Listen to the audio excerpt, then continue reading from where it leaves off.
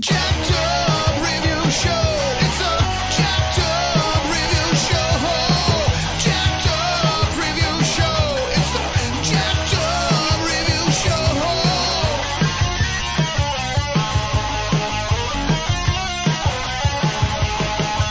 Join us as we cover many an insane movie and numerous cult TV phenomenons.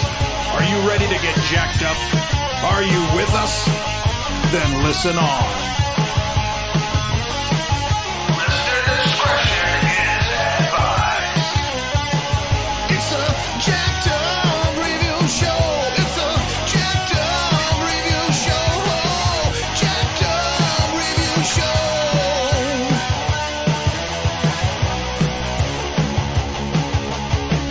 It's a jacked up review show. It's a jacked up review show. Jacked up review show.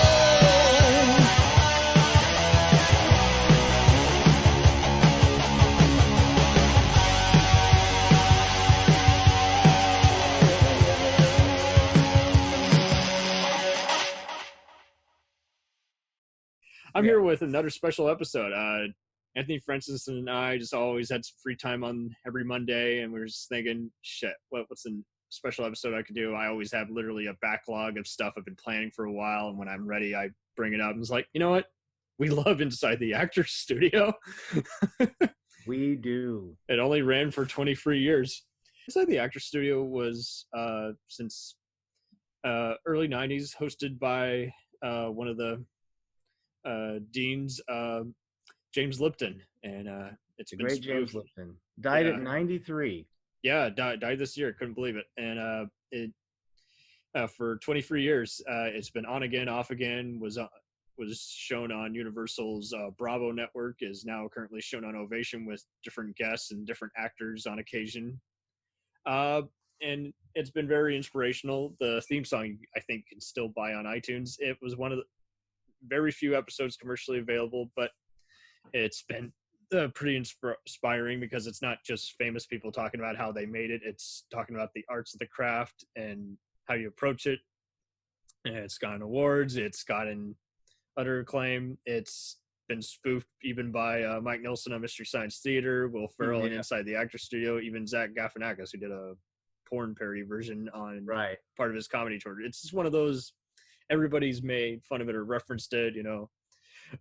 It starts off with various just influence into the background, the acting style, the experimentation with it, and then often ends with a awesome dossier of questions, including, you know, Created by the great Bernard Pivot. Yes, one of the founders of the acting method. It basically just goes into what noise do you love or hate, what would you say when you arrive at the pearly gates, and everyone's favorite, what's your favorite curse word? Exactly. So it's Anthony, how did you get introduced into this? I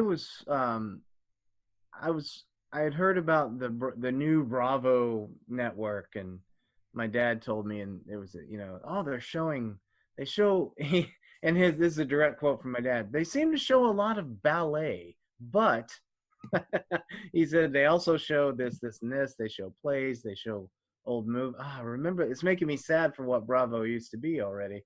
Right? And before it was trying to outdo A&E in the reality department. I mean, it had reality shows, but it wasn't this bad. Yeah. But anyway, so I was checking out their lineup, and Inside the Actors Studio, this sounds interesting. And I believe my first one was a repeat of their first one, Paul Newman. Shit, yeah. And I was hooked immediately, and I'm like, and I was thinking, are they all like this? An hour, or an hour and a half, by the way, at the time. An hour and a half when it started out, for the first few years, I believe. Are they all, and they just go through their whole career. I mean, they skip a few, but they go through everything. This is my dream. And that's how I got on it. I was hooked, and I just recorded it back then on VHS. Recorded every episode, whether I cared about the actor or director or performer or not. Yeah, that's another indicator. Guys, they do have a lot of actors or directors who are known for directing actors on here on occasion. That's very comforting. Yeah, that was, and I also like that occasionally they would have very occasionally they would have writers. Like yeah, they had William Goldman on there. But first season. Pardon? First season. Yeah. I believe he was the season finale, if I remember correctly. Yeah, that's what I was saying. So I got into this, I'd always seen bits and pieces of it. Acting classes would show parts of it in their, high school and college courses. But before I pursued some just acting and improv skills, I basically, since '09, I would watch the episodes just cut down on YouTube and other video streaming places because it just was shown infrequently by that point in '09. Yeah.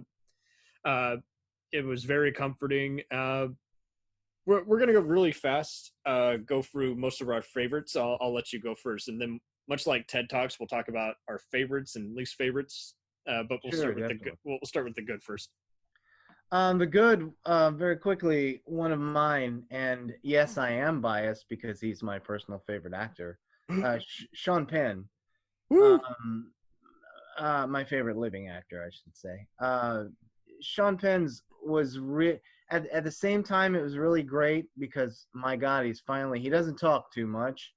He doesn't like, he's George C. Scottish. He doesn't like, or esque, I should say. He doesn't like speaking about his craft all that much. He just wants to do it and go home.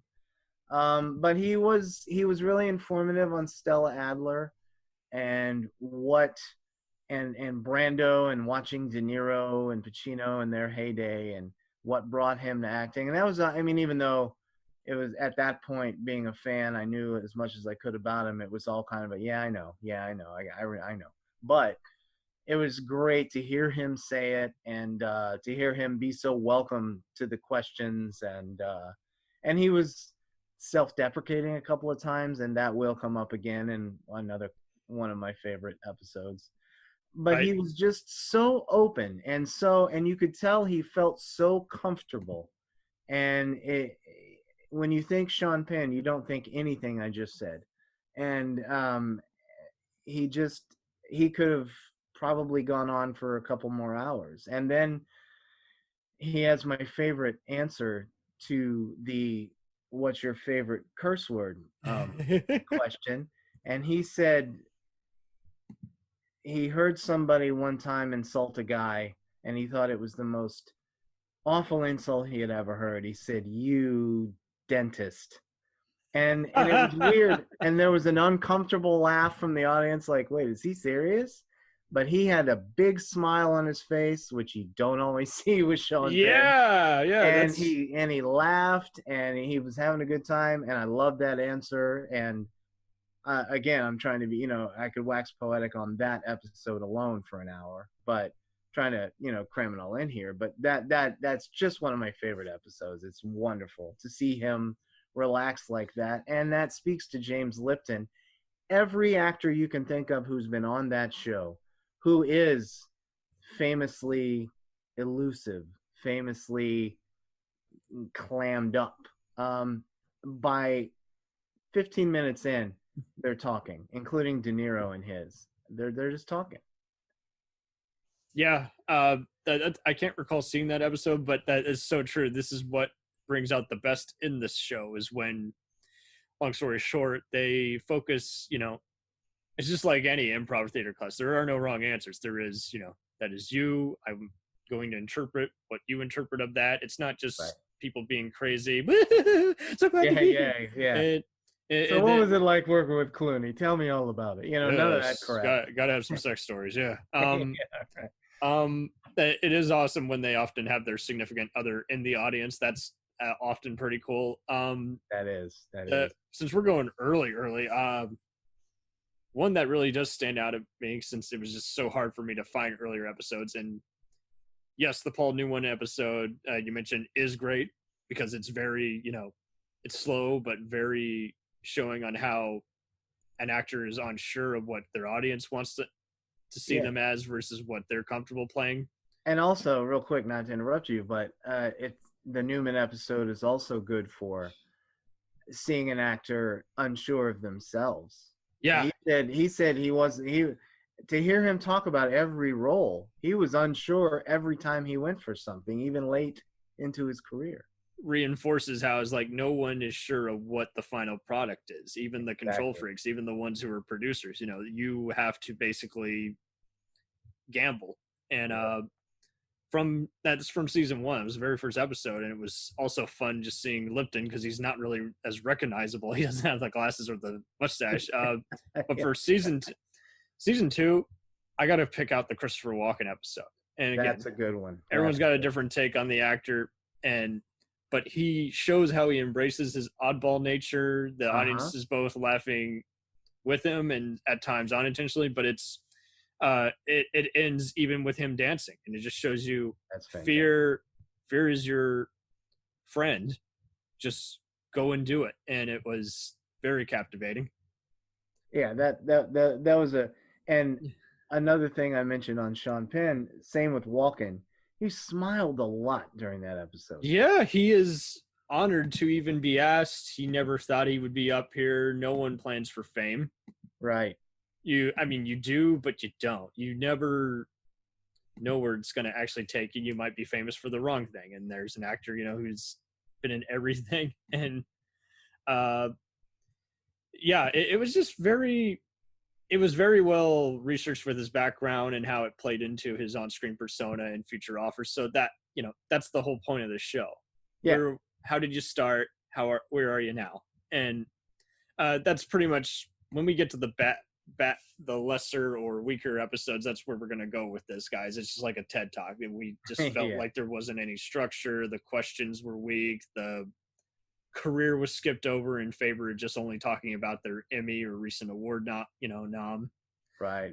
It's just like those are the episodes that just kind of just don't stand too well for us. So Oh yeah, I've got some of those lined up. lock and load.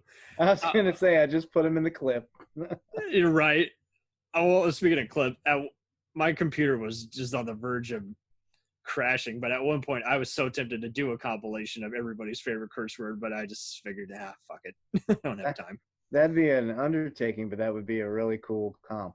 Yeah, and so many actors have been on repeat times, but each time I've tried to watch the episodes, they vanish. So it really is a shame that Universal this is a highly rated program. Why couldn't they make so many episodes commercially available? Just take out the clips. It's fine. Yeah. I don't get it, and I don't understand. And hopefully it will come to fruition here. But I don't know many why people there isn't a box set available. Yeah, there was like a brief commercially available one. It had the Clint Eastwood and Robert Redford episodes and like two others. Recommended, by the way. I think they even had the Robin Williams episode, which I can't remember if I saw, but I'm sure I did. We'll be talking about that soon. Okay, groovy. Yeah.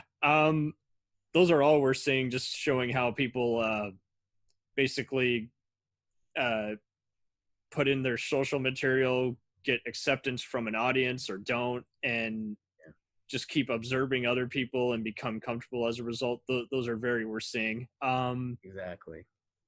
Dave Chappelle was definitely the first comedian I saw interviewed on there, and it was funny because then Lipton would have him on repeat occasions to ask the moderator or for a totally different remark, and that was cool just because it didn't, he's mostly a comedian. He's not really so much an actor, and it's just like, but it was still relevant in that it showed how a comedian finds ground in playing in a scene, whether it's improv or a sketch. It's like, that's inspiring that, you're not going to get that with even the best SNL comedians.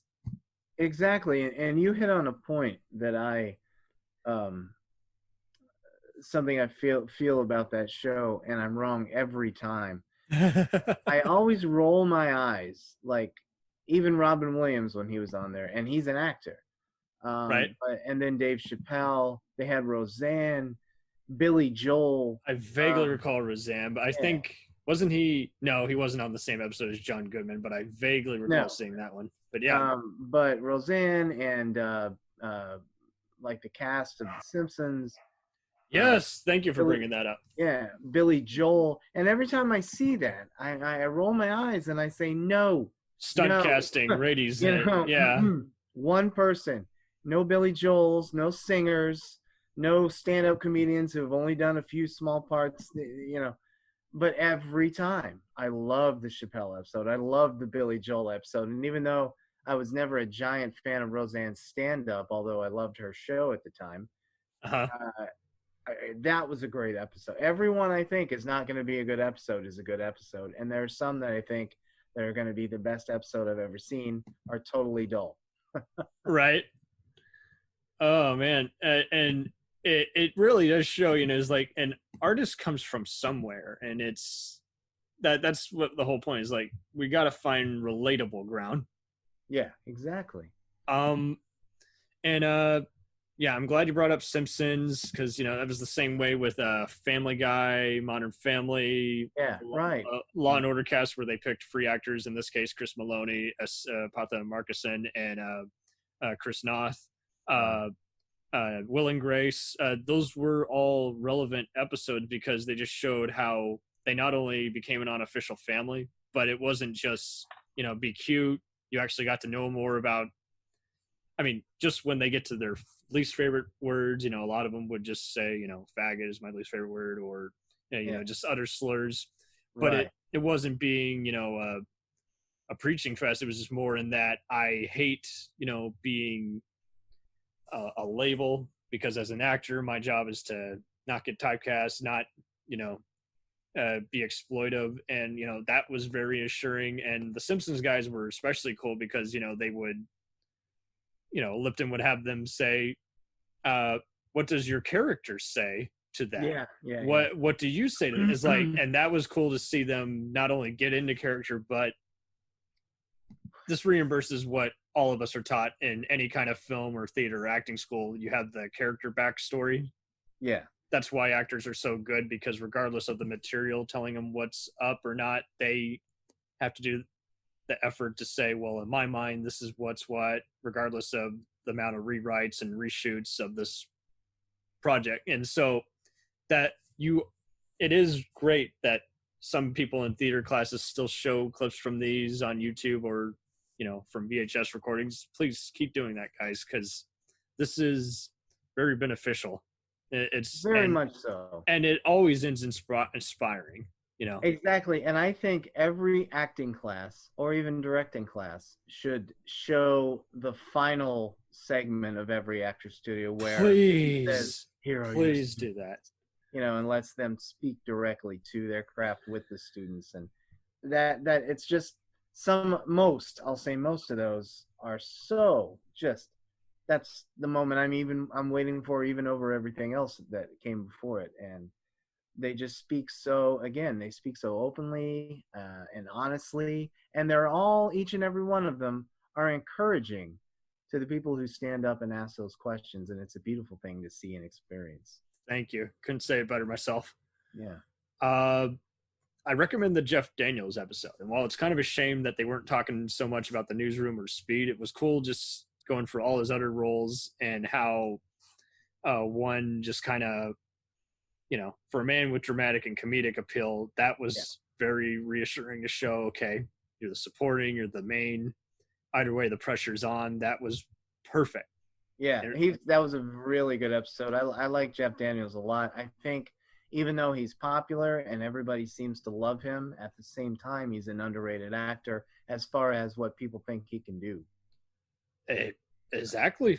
Bingo. And he can do so much. And around the same time, I saw perfect interviews with from around that season or the next with Sarah Silverman, Mariska Hargitay, Bryan Cranston. Yeah. And those were all good because they showed how, you know, yes, obviously they skip over the earlier part of their career, but it was cool how they spend enough time on the origin to what they're best known for. And Bryan is very heartbreaking how he describes how he films a scene, and he had to, you know, it was a young person, so he had to get the emotion rampant through his head, and he just breaks down talking about it, saying, I had to picture that my daughter had died. What would I do in that situation? It's like, life imitates art. This isn't method acting per se. It's more give it the emotion it deserves, it merits. I agree. Mariska was cool because her husband's in the audience, and it talks about how she would otherwise love to have sung as a professional singer, and finding an identity both as a person and an actor. That was cool. Silverman, was mainly talking about her recent dramatic roles at that time, but once again, Right. just like the other comedians, Dave Chappelle is like, okay, you are what you eat, and you take this as a challenge and as a demonstration as being an artist. It's like, okay, that's perfect. Exactly. And I've always found, and I really like the Silverman one as well. I've always found that the the the most, I don't want to say out there, but the most controversial, and I say that with air quotes because it just depends on who's listening. But the Mm-hmm. most controversial comedians. I don't think any Nazis are listening to this, thank God. No, I don't mean this one. I just mean. Oh, let's not get on that soapbox. We'll be Sorry. here all night. Yeah, No, I'm on the side I'm of. getting armed. I know. Yeah, I know. Yeah, right. I'm boarding up the windows. I'm not coming out for a week. Unless it goes the right way. Anyway, but I'm talking about the people who see like Dave Chappelle and says, "Oh, he shouldn't be talking about that," and Yeah, bullshit. that's what I mean. But I think comedians like that, Silverman, Chappelle, so on, are, I believe, an untapped dramatic, and they're proving it, an untapped dramatic actor in there somewhere. Sarah Silverman has proved that twice now. Chappelle's proved it in tiny parts. Everybody loves A Star Is Born. I thought it was fine because I didn't have high hopes for it, but it was well done and well acted. But he stood out for me. He's so grounded in that movie. And I think that's why I like watching the ones with comedians who have done dramatic roles on there, because they finally get a chance to expound on why they took that role, what brought that out in them, and so on. Yeah, and Lipton never gets the ones that I'm ranking bad are just ones that just felt like a lot of content was cut, or the interview was rushed because of the actor's schedule. But when 95% of the time, Lipton is on his game. He doesn't even ask the same questions the exact same way, and he you can tell he's been for the ring. Especially, have you read his autobiography? Yes, I have. That was a wonderful read because it I basically had no idea.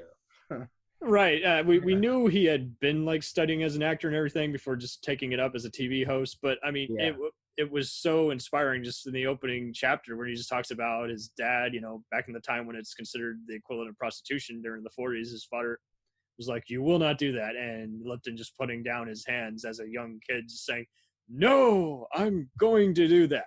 Right. What I'm born for." And seeing other amusing reveals, talking about the various pretty actors, talking to them on the show. But that was just jaw-dropping. I've never felt so much emotion just on going behind just a talk show person. It's it's a fascinating biography. And it just shows on his face, and it just that's why he's a perfect host, because he knows the challenges they've done. He's faced it himself, so he has room to be talking. Those are his credentials.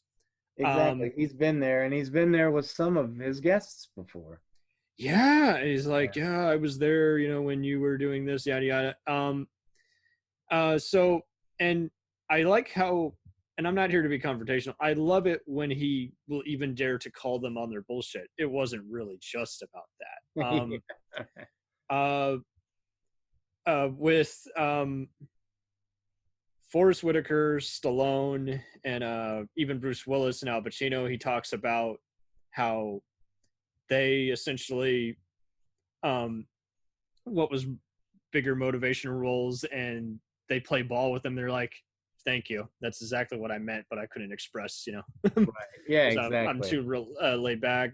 What would I have done differently? And they accept that question. Well, I wouldn't have accepted those kinds of roles if I could have seen into the future, especially with Stallone. He talks about that prior to Complan. Yeah. Right.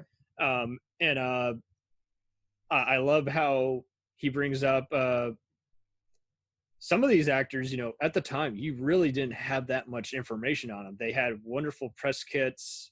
and exclusive photos that you don't even see on even the movie sites. Is like, okay, when introducing them and naming the movies, they would do that, and they would even show exclusive clips, and it was very emotionally rewarding. I loved the episodes that had Dennis Quaid, Kyra Sedgwick, and even Bruce and Laura Dern, which was the last episode I saw ever, and Julia Roberts and Gary Sinise, because those all talked about the auditioning process, Right. and it gave a totally different spin on how you play a different quarter of yourself in each role. And at the time, some of these actors, we still they were just breaking out in their movies or TV hits respectively, so that was what was cool about it, especially just half the time you're worried about the audition versus getting the role perfect. So Lipton will even give them the benefit of the doubt and show how their various characters that they played evolve over the course of not only the movies but their performance, most notably when the questions he asks Ian McKellen and Liam Neeson. And those are very worth watching. Some of the actors he takes on when they've just become a big breakout star and shown that they're no longer just a singer, especially with Mark Wahlberg and J-Lo, even though their diction, isn't the most evolved in the episode, they still, again, they take this as a challenge and they take the interview very seriously nonetheless. The Harrison, I particularly liked Jennifer Lopez's episode. Because by that time, I'm sorry, go ahead.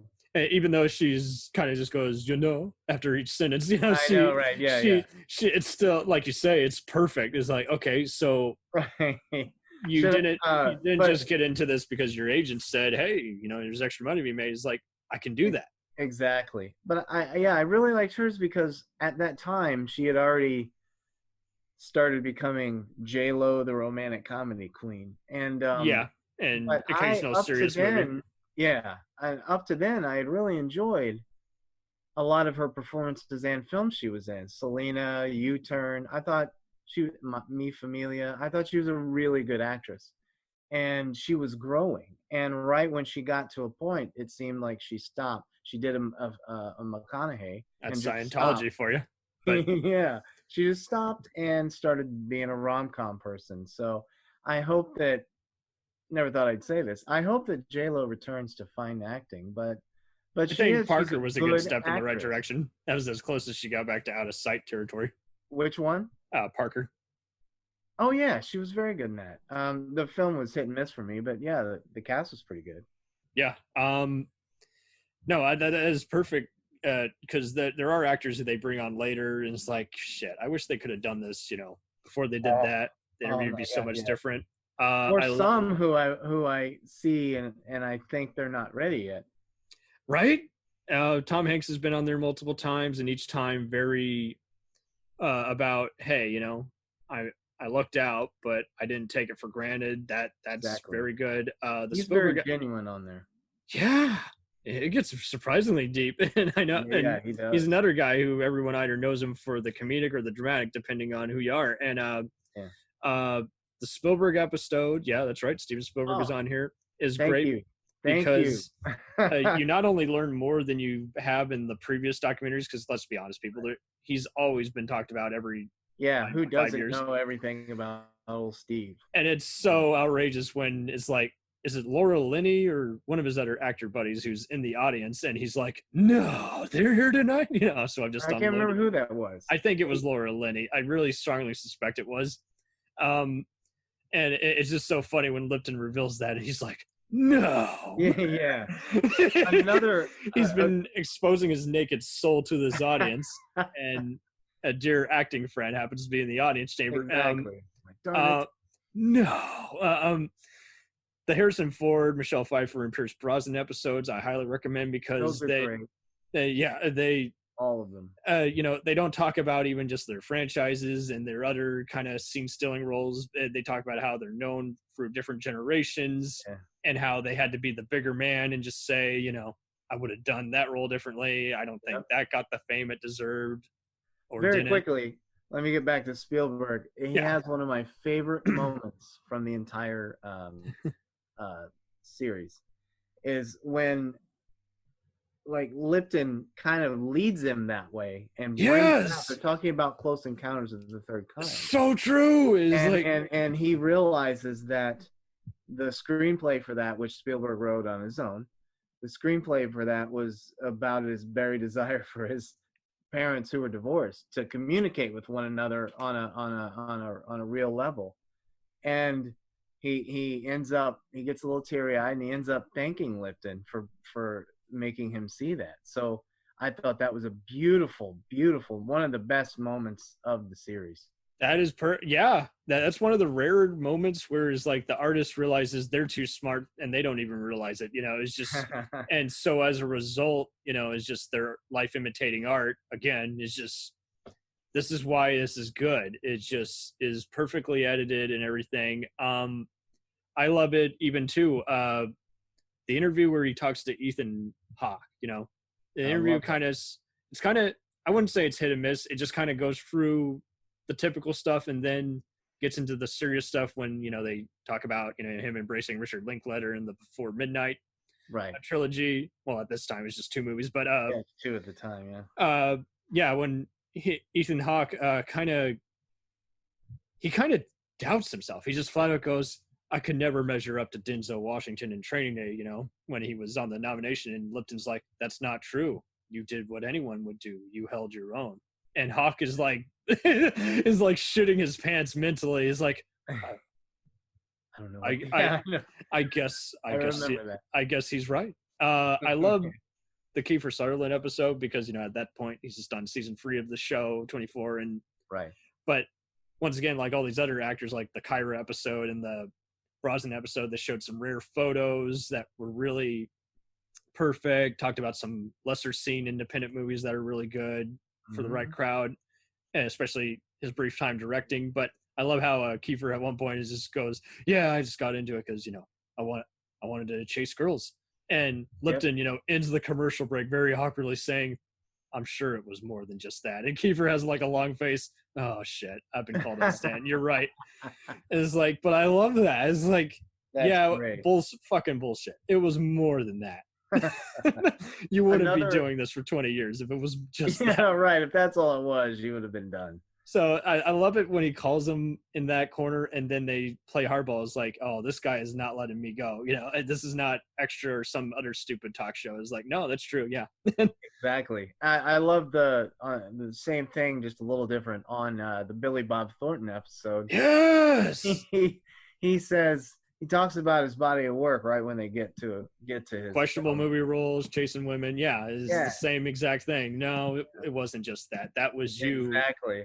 And then he says, at one point, he says, and then we come to Armageddon. And he said, I can't remember how Lipton put it exactly, but he said something to the tune of, I don't like skipping over films. I believe that you should talk about whatever you'd want. I'd like to skip over this one. If you don't want me to, let me know. And Thornton smiled and he's like, you can skip.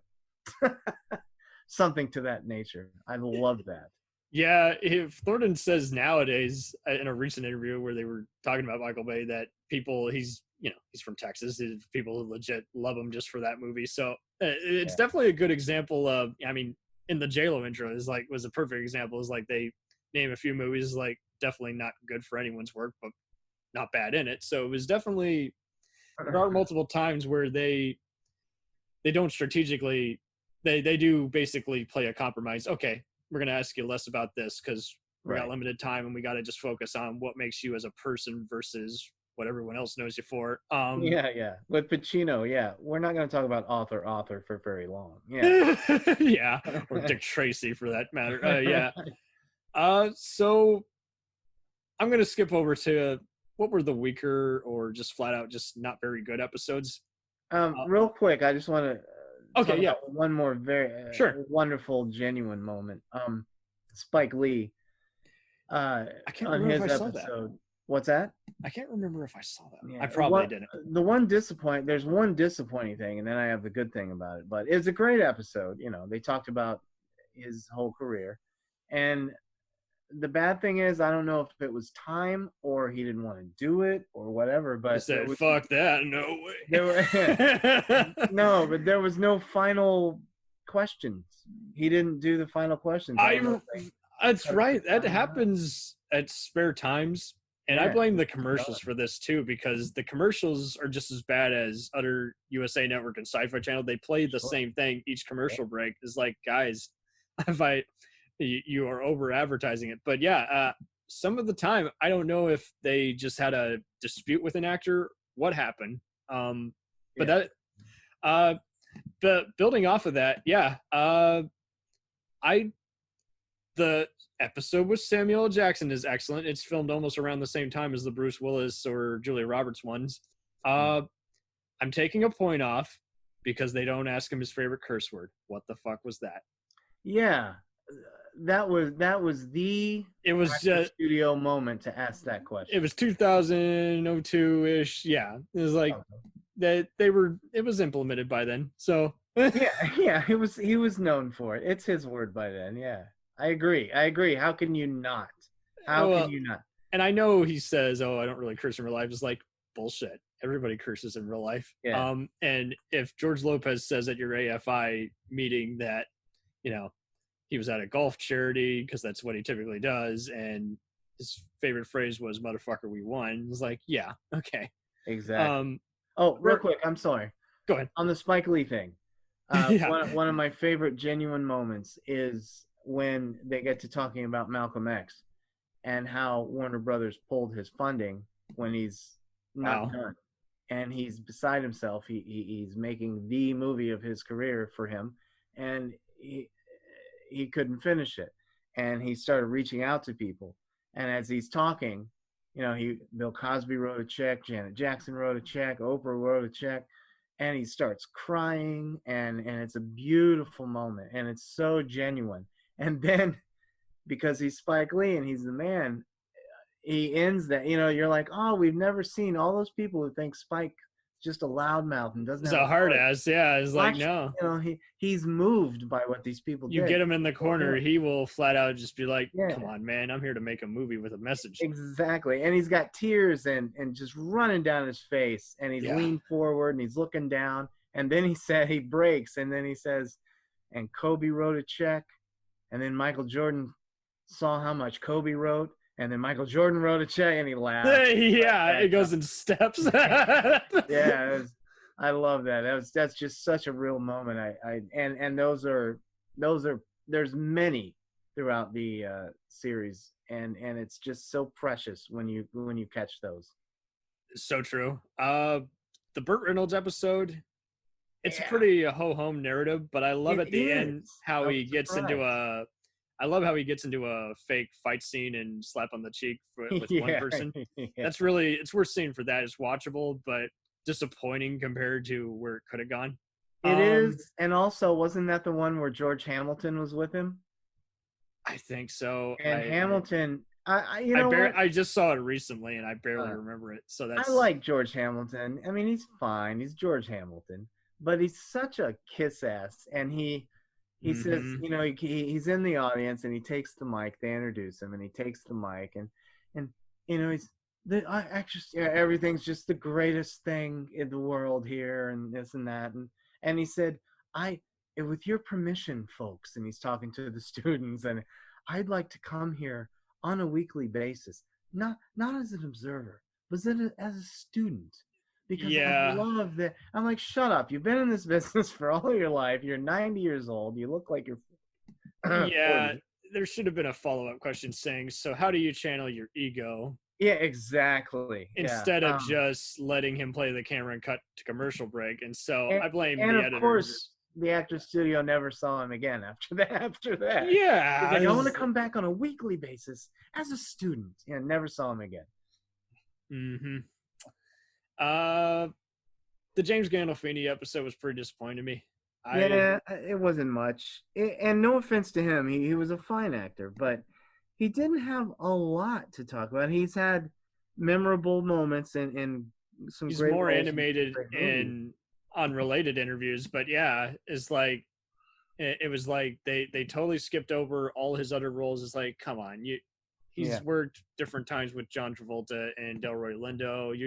He's got to have stories there. Instead, they just talk about his background, and it pretty much just became the Sopranos clip show. I'm That's like, exactly right.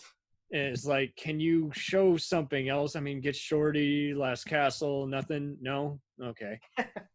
Yeah, one of his great. I'm not a fan of the movie, but Last Castle, one of his great villain roles. I love it.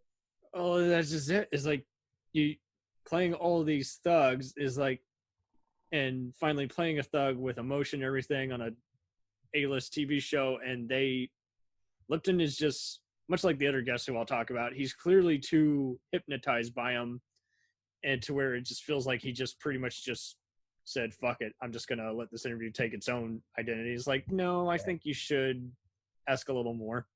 I agree. Tarantino, I know some people hate him as an actor. His interview didn't really reveal much of anything about his nuttiness. It was just kind of like, okay. Well, You know, I that's one of the rare. I've maybe not seen a handful, and that's one of them, and I don't know why. well, and it's fine. I didn't even make it all the way through both the Johnny Depp and Angelina Jolie episodes. I like them as people, but Depp kind of got a little too self-indulgent and wasn't really forthcoming. And Kind of. Angelina was still a little younger in her career. And I remember Lipton saying in his book he was fascinated by her tattoos and getting to interview her. It's like, yeah, so and then in other words, you fucked up. And then a little bit of his true self came out. He wanted to talk, there's a lot more to talk about, but he wanted to talk about her fascination with blood and how she got in. I know. And Billy Bob was like, and I'm like, I don't want to hear about weird blood sexual stuff with her and Billy Bob. Because that doesn't play into her persona at all. It should have been, how come you have this cat-like nature, this playfulness? You should have done that. Like, how do you go from Girl Interrupted to Tomb Raider and all that? You should have done that, but he didn't. Yeah, exactly. I agree. And maybe a future show. That's an interesting subject, is Angelina Jolie's career trajectory. But that's Yeah. another show. Well, we'll definitely talk about her 10 best roles. Did she get typecast or what have you? So this is a good episode we're seeing, but I got to say, while the Tom Cruise episode is entertaining, my issue with it is, other than talking briefly about his childhood, much like the John Travolta episode, he kind of gets a little more secretive. Hence Scientology. He just goes, he just does his awkward Tom Cruise laugh. Right. Nick Cage, I had the same issue with, and this is before I just couldn't stand most of his movies. I didn't mind his episode. I'm a Nick Cage supporter, except no, it's fine. It's very good at revealing his background and being as a Coppola and all, but then it kind of danced in between, before they get to the chapter about Wind Talkers adaptation. I think it was around 02, 03, but right. It's also worth seeing. Martin Lawrence. No, Never really thought he was that great an actor, let alone a comedian. I'll just agree with you that way, and I'll be kind. It was just like they all the other comedians were pretty layered. Yeah, I can't remember if they had Eddie Murphy on here, but I'm sure it was good. But with Lawrence, it's just like it only gets animated in like the last 10 minutes. I'm like, God damn it, come on. Yeah. I am not a Lawrence. Look, I'll be honest. I don't like him. I did see his actor studio, believe it or not, and I agree with you. It wasn't, if I was the fan, I would have been disappointed. We'll return after these messages. Hey, feeling down? Feeling low? Not enough podcasts about movies in your life? Why not try They must be destroyed on sight. the new Podcast Cure-All? Sure to get you right with the world and on a path to better living. We have exploitation, we have Italian horror, we have zombies, we have slashers, we have crime films, we have spaghetti westerns, we even have sci-fi and sex comedies. So take a dose of They must be destroyed on sight. as needed, and let the hosts, Lee Russell, Daniel Harper, Paul Romali, and the odd guest host cure what ails you. Warning, may cause atrophy, African consumption, black fever, bone shave, chin cough, colic, cramp colic, dropsy of the brain, elephantitis, grocer's itch, jaundice, mania, miasma, mortification, palsy, Pott's disease, rheumatism, scurvy, St. Anthony's fire, summer complaint, and worm fit in some people. Consult a physician before listening.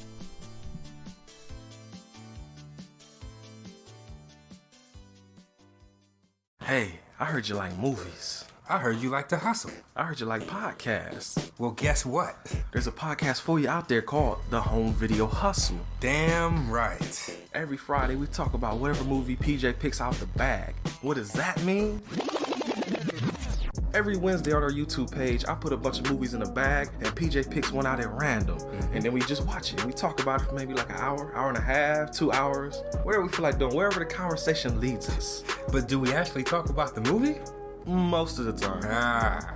Tangents galore. Yes. So believe me, we may be a movie podcast, but it's not always about movies. We might talk about video games, Music. Yeah, that's the big one, music. Sometimes we might get a little bit of politicalness in there. Yes. Sometimes we may just, we know what we like to do. We like to tell stories, PJ. Yes. I am the master storyteller of the podcast realm. Undefeated. So if you like to hear about movies, video games, whatever foolishness comes to our mind, the most random stuff you could think of, check out the Home Video Hustle. You can find us on the Stitchers, the Google Play, Apple Podcasts, What else? Podbean, What else? Podcast Addict, Goddamn. all that. Ain't no reason you can't get your hustle on. We everywhere, worldwide, baby. Hustle, motherfucking hustle. Hey, we can't cuss in the promo, PJ. Ah. We gotta be family friendly. There may be podcasts out there that don't want his hair to say Ah. Ah. all that good fun stuff. Well, you. No, don't run the listeners away, PJ. Ah, I'm sorry. But this is going kind of long. Yes. So we're going to end this and say, hey, check out the Home Video Hustle every Friday on all the various podcast outlets. Peace. Peace.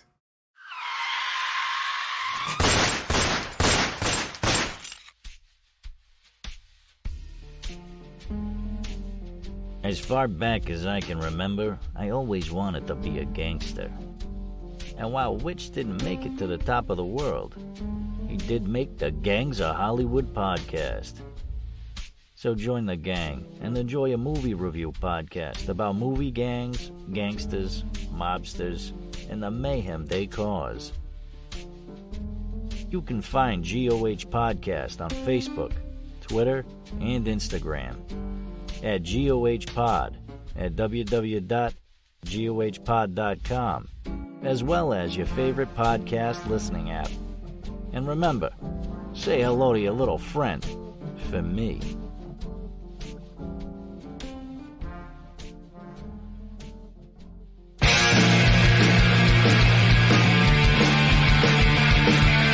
If you take two old punk rockers who are past their prime, put them in front of a movie screen and give them a podcast, what do you get? Cinema Punks. Cinepunks. It's the mixtape of movies.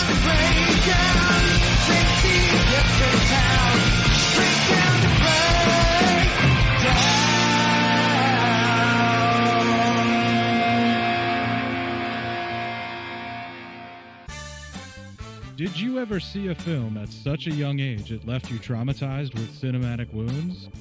Necrophilia. It's a dead issue, man. Don't push it. Cinema Psyops is a weekly podcast documenting an ongoing experiment on the mind of an unwilling test subject. No one should have to watch this movie. Oh, no one should have to watch this? No one should have to watch this movie. Surprisingly, it's not a topic that a lot of people really want to tackle. I'm shocked, prudes. I know, really. Right? It's the next sexual frontier that no one wants to explore. I am, in the most sincerest of senses, disappointed in you. It takes a powerful goddess like Connie, jam her arm down the monster's throat and kill it. Oh, I'm still tripping out over that. Even as a kid, I was like, I gotta find a girl like that.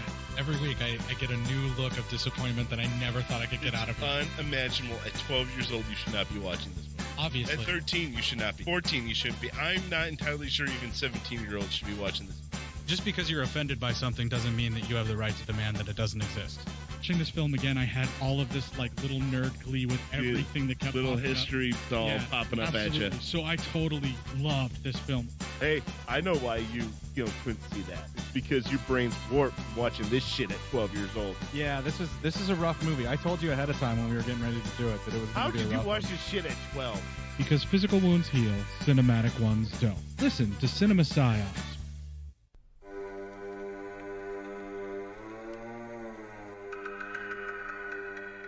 Hey Hey everybody, I'm Corey. And I'm Zach, and we're the hosts of Podcasting After Dark, a cast dedicated to late-night horror and sci-fi of the 80s and 90s, often found on HBO and Cinemax. You know, the movies your parents didn't want you watching as a kid. You can find us every other week on Apple Podcasts, Spotify, Podbean, and Stitcher. This is what you want. This is what you get.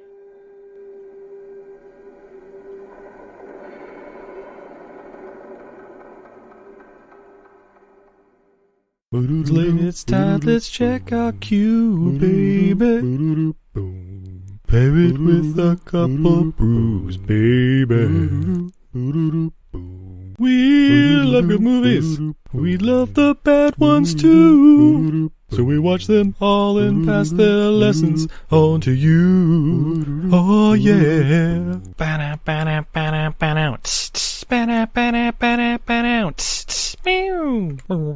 Everything I learned from movies helps to make life a little bit groovy. Whether one last plot holes or gratuitous movies, it's time to get busy with your friend Steve and Izzy at eilfm.podbean.com. Hi, everybody. It's Mac Jackson. I wanted to invite you to a new site called the Forever Adventure Network.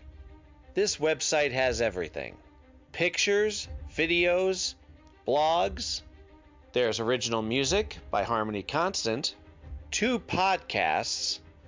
One is the MacGyver podcast, where we celebrate Richard Dean Anderson, his iconic roles, and how it's influenced our lives. There's episode discussions, interviews, and life conversations. The second podcast is the Never Gets Old podcast, where we celebrate all the best things that we love in life, from TV, movies, music, and comics. The site is also the home for the MacGyver SG-1 audio series, an ongoing adventure series that continues the adventures of MacGyver and SG-1. There are also multiple stores to choose from for all of your pop culture and adventure needs. Come on by and check us out today. And thanks for joining the adventure. We now continue with our program. As well. And here's another actor who gets a lot of hate, but I kind of like the Bradley Cooper episode. I thought was interesting, but it wasn't very detailed, and not at all. It gets very annoying because, you know, he's been in several episodes back when he was a student. They play on that. Yep. But then they totally go all chicken shit. They just flat out talk about, I'm one of the few people, you know, from here who's graduated and made it. And then they don't follow up with that. And it's like, that's anticlimactic. Who's doing the editing on this show? Exactly. Like, yeah, I'd like to know who else. Who else has made it? It can't. He's not the only guy. But from, if you were any less informed, you would think, oh, so it's not that great acting studio. No, right. He's graduated. Right. And he has, like you said, he has a lot of haters. So everybody's like, wow, Bradley Cooper's the only one to make it. I'm not going to bother. Yeah, I saw his SVU episode again recently, and we're, you know, and that was before he was well known, and he was giving it 100 as the slimeball lawyer in opposition. So it's like, he's one of many people who, again, people catches his eye because he got attractive nature. He's been doing directing recently. And it's like, and for this one, they kind of only wanted to talk about Hangover and brief TV roles, but that was it. And his work with Russell. Yeah, it was kind of disappointing. It's like, could have gone a little more. It's like, so that was definitely a rare example of just stunt casting. Just, who famous can we get here now who just got award nominations or who's now a box office star all of a sudden? You know, one that disappointed me was George Carlin. I don't think I saw that one, but I love George Carlin. I bow at the altar of George Carlin. Oh yeah, George is great, but it just wasn't. It wasn't that detailed. I'm sure. No, it wasn't. And did they ask him his favorite curse word? No, they didn't. No. I'm sorry. No. They did, and it was fuck. We're like, yeah, we got it. I wanted him to be funny, but he's not a talker, and you can tell I'm at the actor's studio, so I can't be George Carlin. Yeah, you can, but he wasn't. He was just, well, I do this and that and that. And, that's what it was. And like when they asked That was him a good his favorite George, by curse the way. word, yeah. When they asked him his favorite curse word, you're like, you want him to say, let me tell you. And he's just like, it's fuck. And I'm like, all right, well. It's like they got him on a bad day, but they couldn't reschedule, Yeah, I just don't, and I've seen him on other things before. I just don't think he likes talking about his craft. He just likes doing it. I'll add And one. that's fine. That's fine. I'll add up with that. The Betty White episode, it's worth watching, but again, it's just another just talking only about current projects. You were in this one recent Sandra Bullock rom-com. It's like, exactly. Okay, you're in these Super Bowl ads. It's like there's so much more to talk about. You're not going to talk about Lake Placid or Golden Girls. No, I mean you're just going to. Yeah, they jumped over Golden Girls. It's like he didn't want to talk about it or something. It's like you got to have some layering to this. Speaking of layers, I can give you one of my favorites and worst favorites all in one episode, or worst, my favorites and least favorites all in one episode. Oh damn! Kevin Costner. I didn't see this one. Look. I love Kevin Costner. He's not Brando, but the guy can act, and he can't. Done a lot of good crime and baseball movies, so yeah, can't do a British accent, but he can act. I think we all agree there. But it's a great episode because he talks in detail. I mean, detail about projects he worked on. He's also been a director, yeah. Yeah, especially the ones he directed. I mean, he doesn't just. Oh, it was great working with Connery and De Palma. He gets into it. He talks. And when he gets to Dances with Wolves, I mean, it's brilliant. I mean, he leaves nothing out. I'll have to check that out sometime. And at the same time, it's also one of my least favorites because the ego on this guy. I mean, Jesus Christ. When Lipton gets him talking about something, mind you, it's two chairs. Lipton's in one, the guest is in the other. You sit there, you can look at the audience, you can reach your arms out, but leave it at that because Lipton is your host. Costner gets up more than once, like 6-7 times, walks to the edge of the to the edge of the stage, and like he's doing a presentation to the audience, and Lipton's just sitting back there. I'm like, dude, I mean, it's different with Robin Williams. He got up and performed. Yeah, he flat out tells stand up and other naughty stuff that they can't see. Like, well, let me tell you. And he stands up and he walks out. Well, wait, no, tell him. Tell Lipton over there. It's just, and then he talks about, I hated the ego of him getting up and doing that. But there's a moment where he talks about the guy who co-wrote the screenplay for Dances with Wolves, Michael Blake, and how he wrote some kind of scene that was disrespectful to the Native Americans, and Costner, rightfully so, said, no, we're not going to do that. And I guess Blake was trying to argue the reason for the scene. And mind you, Costner's already up at the edge of the stage, walking back and forth. And he says, and he looks out at the audience like, are you listening? And he says, and I grabbed him by his shirt collar and I lifted him up against the wall and I said, stop it. And I'm like, Jesus, can we cut this out, please? Yeah. But I still love old Costner. But yeah, that's a great case. I did too, but I know what you mean. One of my favorite episodes and one of my least favorite episodes is like, stop playing to the camera just because we're recording this interview. But he did I wasn't exaggerating. He did the dramatic pause that I did. I bet he did. Stop. And I'm sure other people are like, you want to talk about the other side of this argument where you took over these movies and they bombed, Exactly. And how did you? That's great, Kevin. Let's talk about The Postman. Yeah. How did you handle failure? I didn't. I kept going. I looked at failure and I said, stop it. It'd be funny if he just pulled an Elvis saying, "Oh, I'll keep on trucking, honey." That's right. Yeah. The Julia Roberts episode is good in that it shows, how someone has to be comfortable with the director and ad lib because their career is not only on the line, but just the persona is everything.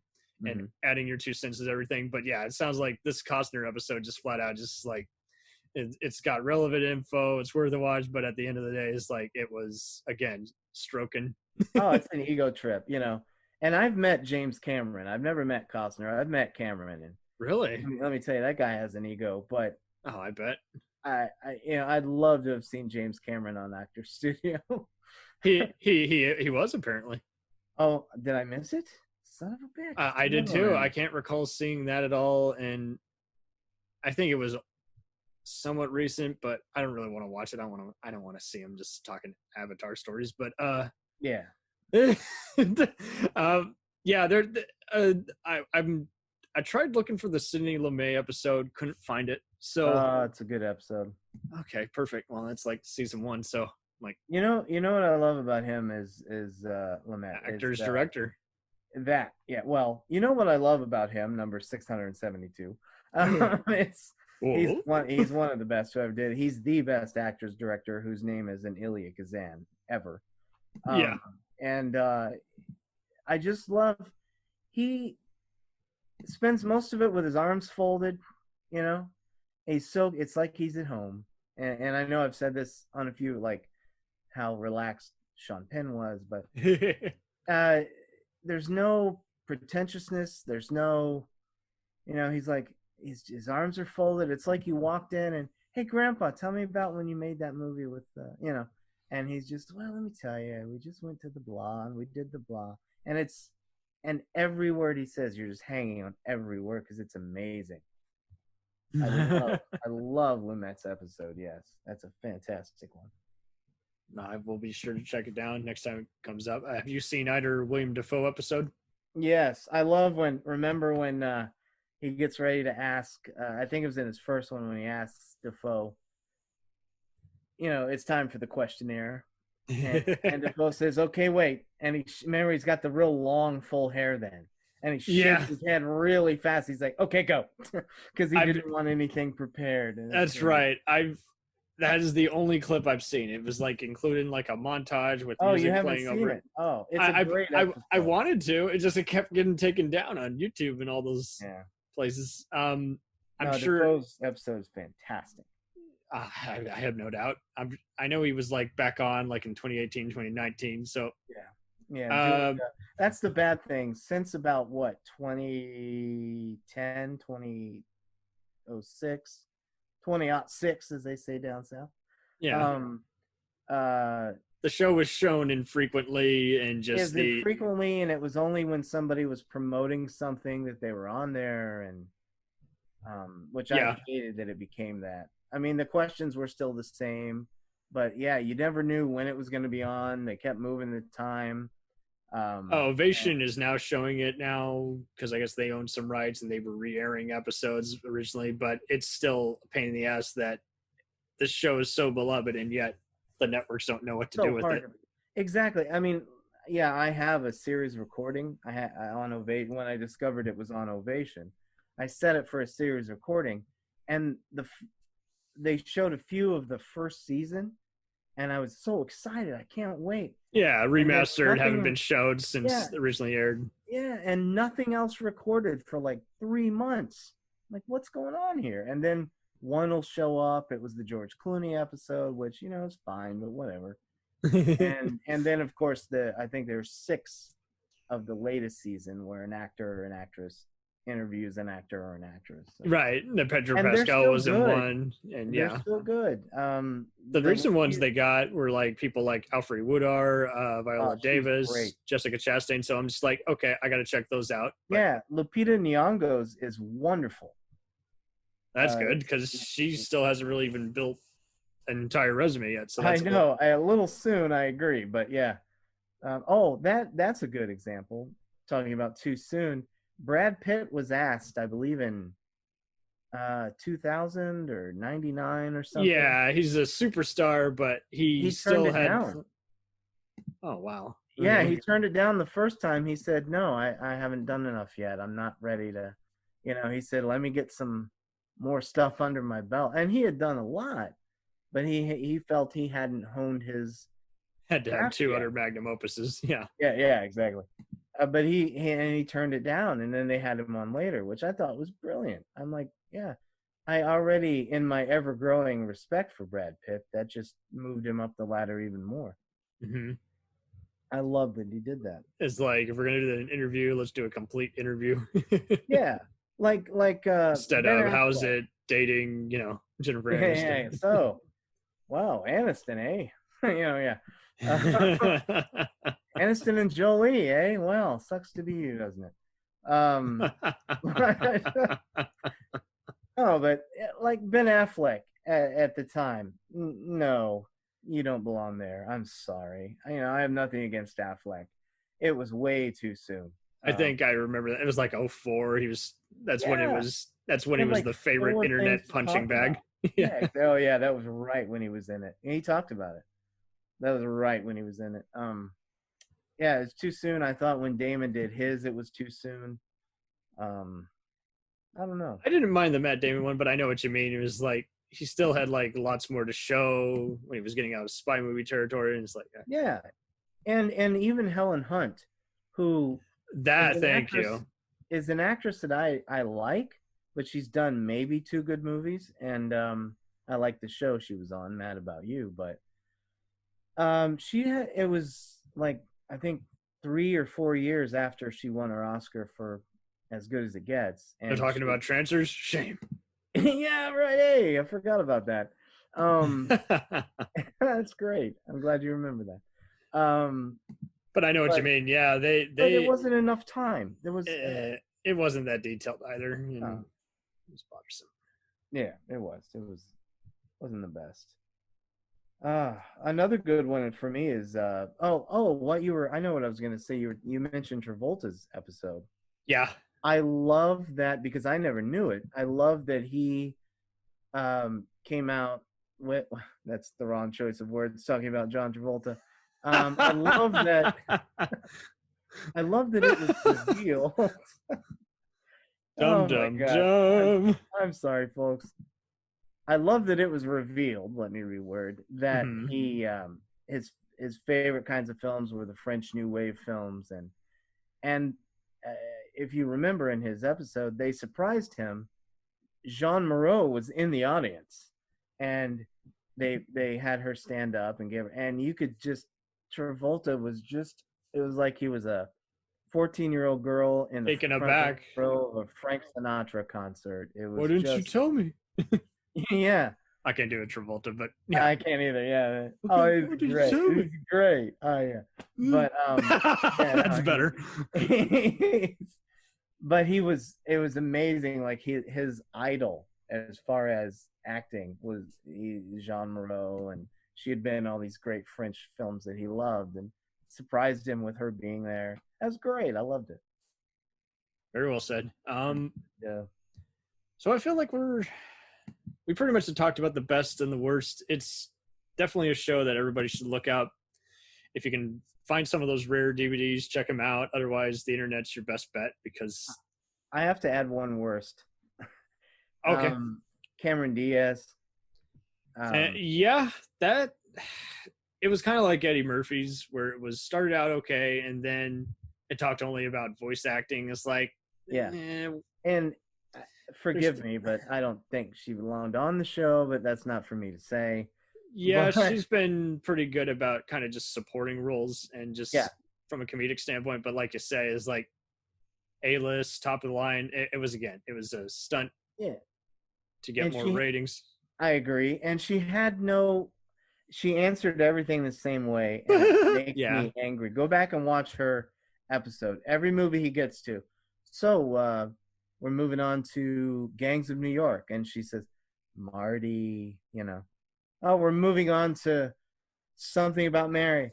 The Fairleys. And I'm like, yeah, we know who did them. Just but that's how she started everything. It was like woman child. Yeah. It was Yeah. like, Did you and Leo meet before to talk about Leo? Yeah, we know. Get to the it drove me batty. Yeah, I pretty much, that definitely was one of those where it just got out of control. She's just telling rude Yeah, exactly. sex humor. Is like, okay, let's filter off the childishness and actually get to the roots. Right.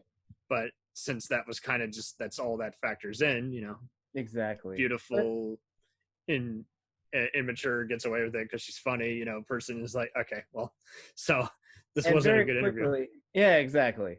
And very quickly, you mentioned this earlier, the parodies, people, most famously Will Ferrell. I don't recall him. What episode was him?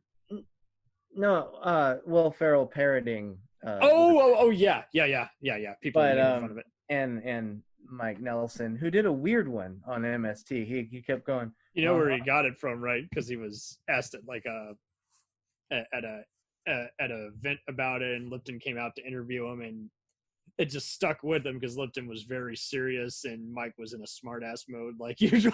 So that just stuck with him. Weird, yeah. And so he just couldn't. He pretty much it's like his character falls under a spell during one of the host segments, and he does the whole That was Mike funny, won't yeah. stop asking us questions while in the mode of James Lipton. What? But he keeps going. That's just so weird. But anyway, my favorite. I think he didn't watch enough of it. He was just Yeah, I don't going think so on either. his in-person stature. Right.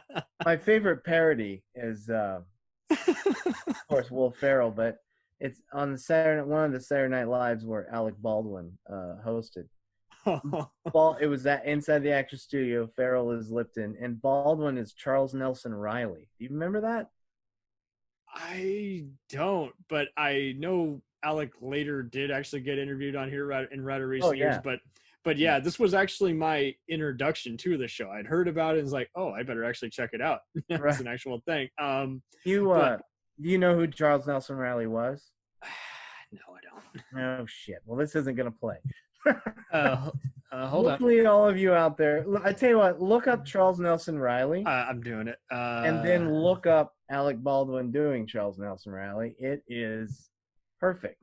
Look up Charles Nelson Riley on like Hollywood Squares or the Match Game or something. Oh, wow. Okay. The Broadway star. Okay. No relation to Bill O'Reilly, thank God. No, thank God. Yeah. That would have been an interesting interview. How did you know you wanted to be a talk show host? Well, it's yeah. Mind your business. Okay. Fucking sucks. We'll do it live. We are live. I do that all the time. My wife says, "Would you stop that?" Like if I don't have an example, but if I'm trying to plug something in and it doesn't work, and she's like, "Does it work?" I'm like, "No, fuck it. We'll do it live." She's like, "Would you stop with the Bill O'Reilly?" Yeah. So Nelson Riley was the host of Match Game, which makes sense why Alec Baldwin took it over. So, boom. Yeah. Didn't think we. Well, he was Gene Rayburn was the host of Match Game, but Charles Nelson Riley was one of the panel who was always there. That's what. Okay. Boom. He was the Paul Lynde of the Match Game. Paul Lynde was always the center square in Hollywood Square. Oh man. But anyway, well, I won't talk more about it. So but either way, just the interview, the persona he was putting on was getting to you, just really Charles Nelson Riley had this. You don't know him, so this won't play. But he had this way of talking, and excuse me, Alec Baldwin just got it down so perfect. You got to see it, but watch Charles Nelson Riley first, and then watch Baldwin do him. Okay. It's amazing. Well, and that says a lot because a lot of the actors, if we had to change up their episode, we probably would. But I mean, a lot of them did come in at the perfect time. I love the Will Smith episode. It's kind of one of the clips that they often would show at the beginning after a while. It's just showing how a man who, again, didn't think he'd be a rapper or a sitcom star. And it's like they got really personal. And it's like, that's good because all the others, I mean, aside from Marky Mark and J-Lo, all the other, Marky Mark saying, I made my mom proud is like, okay, cool. That's part of being an actor is making someone happy. Right. Saying J-Lo episode was about, okay, I can be serious and an inspiration to young girls. Okay, perfect. I'm not just a dancer in Living Color, but Will Smith was good, because I think it was around Pursuit of Happiness. He was filming I Am Legend at the time. So it was like, okay, cool. Actually go into finding your motivation as a comedic performer and use that for when it comes time to do the dramatic reveal at the end of the comedy. And so it was like Robin Williams is like, okay, you have a responsibility to give every ounce of the movie your all instead of I'm just going to be the funny guy in the corner.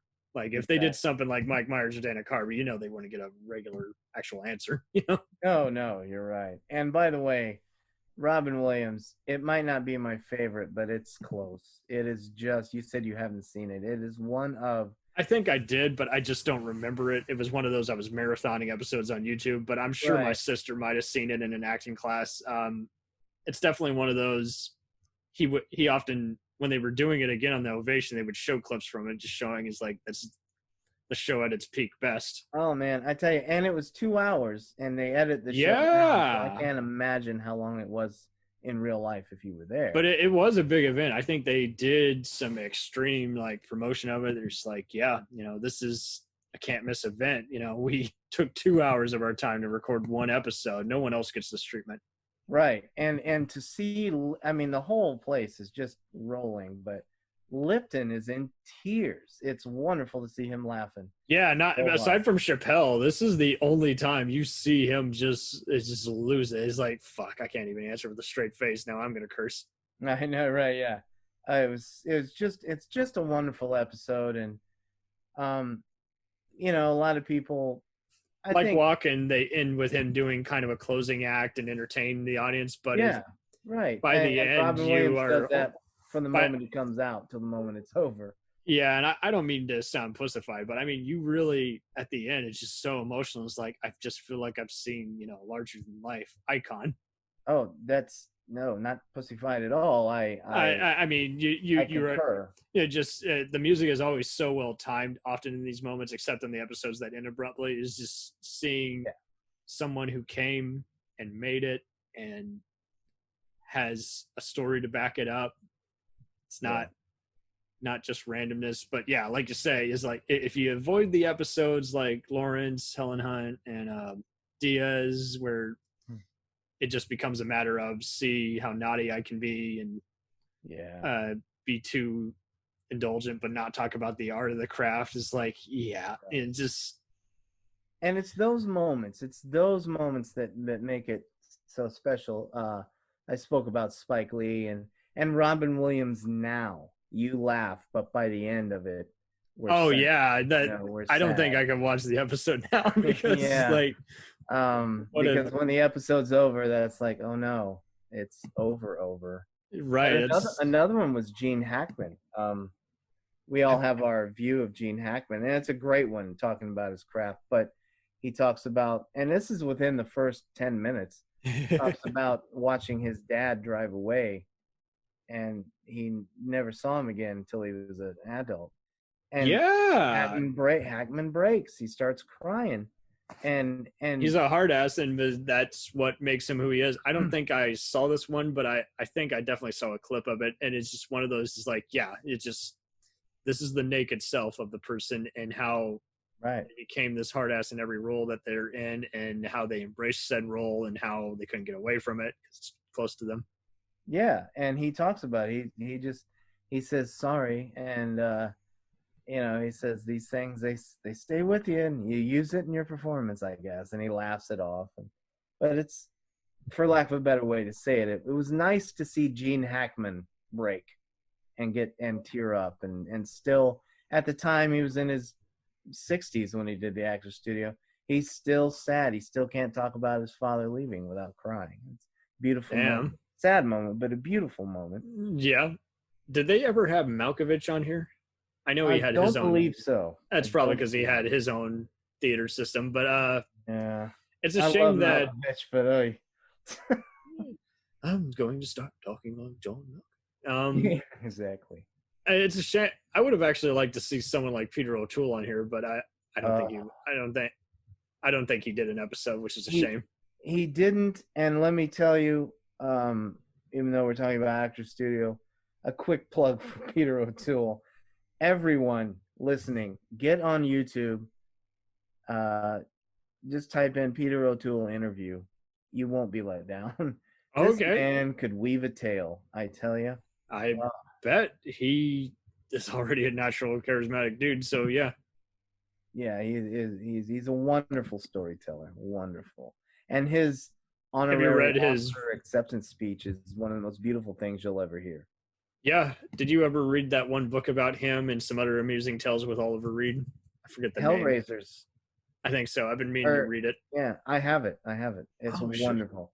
Yeah, it's wonderful. Is it a kiss and tell book? Sure, but who cares? It's wonderful, you know. I mean, I saw a preview of it on Google Books, and just the moment where everyone's talking about may or may not have been flashed by one of the talent, and just like that was funny. It's like, okay, this is the kind of expose, no pun intended, that I like when someone just goes in and gets all the, because you're at least learning about all these colorful people, and it's like, okay, that's cool. But what? Yeah, and it's what makes four of them. It's O'Toole, Oliver Reed, Richard Burton, and Richard Harris. And that's who it was, and that's why when it's a book, you're actually looking for this kind of behind the scenes stuff, and it's well done as a comedic tale. It's not like these other lesser episodes we talked about here where there's no real organization to it. It's just kind of, let's float our boat and then keep this up until 2 hours have passed and we have to actually wrap this up. So exactly.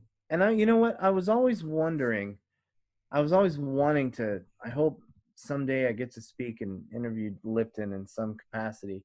I wanted to know if in the last, say, 5 years, if he was becoming increasingly frustrated, because it had to be the network telling them their formatting style at that point.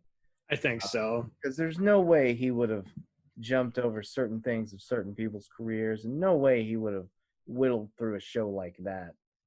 I can't imagine. Yeah, I remember seeing occasional people talk trash about this show on IMDb. They're like, "Oh, why does Lipton look so stuck up?" It's like, no. I think they were looking at his serious nature. Yeah. And it's like, well, that's just it. He knows he's not going to get a whole thing because he's pressed for time or the actor's schedule sucks. So yeah, I can't remember who he was talking to, and he said it. He meant it as a joke, but he looked at the person after they said something to him, and he said, "Who do you think you're fucking with here? I'm James fucking Lipton." And I can't remember. I think I remember that. But the audience was nuts, and I just thought that was the greatest thing, man. Oh, that was wonderful. It could have been the Mickey Rourke episode, but don't quote me. Another great episode, by the way. Nice. Yeah, I just love that. I remember that because he had the slumped shoulders, and he didn't move anything but his head, and he just turns and peers over his glasses, and he's like, "Who do you think you're fucking with? I'm James fucking Lipton." You know. Oh, it was great. I want that as my ringtone now. Yeah, right, yeah. I'm James fucking Lipton. Murder is the case that they told me. Yeah, hi, Mom. What do you think? You're fuck. Yeah, that was great. And real quick, I also love Val Kilmer. He's so, I mean, I love Kilmer. He's so into his mysticism and things of that nature. And I think like De Niro, another Heat star. I think I did see it, but I just don't remember anything about it. I just remember just the clips they briefly show it, like at the beginning of the theme song. But yeah, right. I think I do recall that he was all just written in cryptic. Oh, he was, and I can't do Kilmer, but he's got this way of talking, and he's like, yeah, and and what will you say if God exists, and what will you say when you walk through the crowd? And he's like, well, and he closes his eyes when he says this, and well, she exists, and she would say, la la la. I'm like, oh, I still love you, but man, I just thought it was just cool.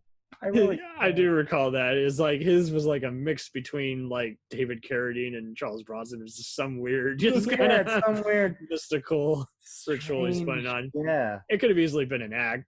After I don't know. But who knows?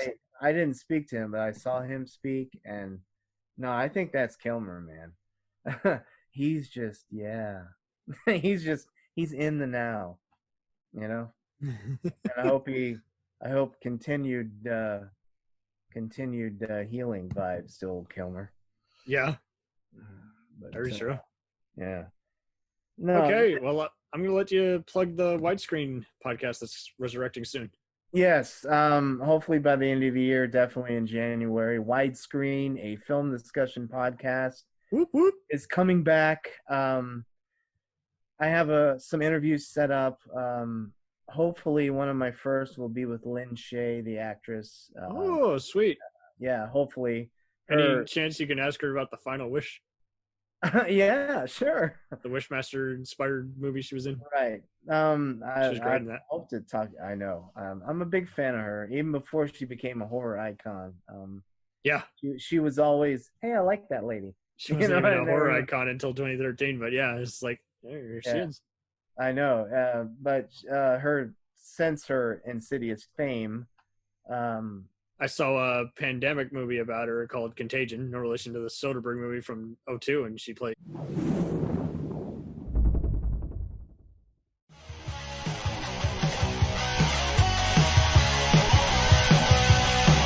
Follow us on the web on Facebook, Twitter, and Instagram. The podcast is available on Podbean, Spotify, iHeartRadio, Anchor, Apple, and anywhere else podcasts are available. Feel free to review our show and leave comments on any of those sites. Thanks a million for listening. It's a jacked up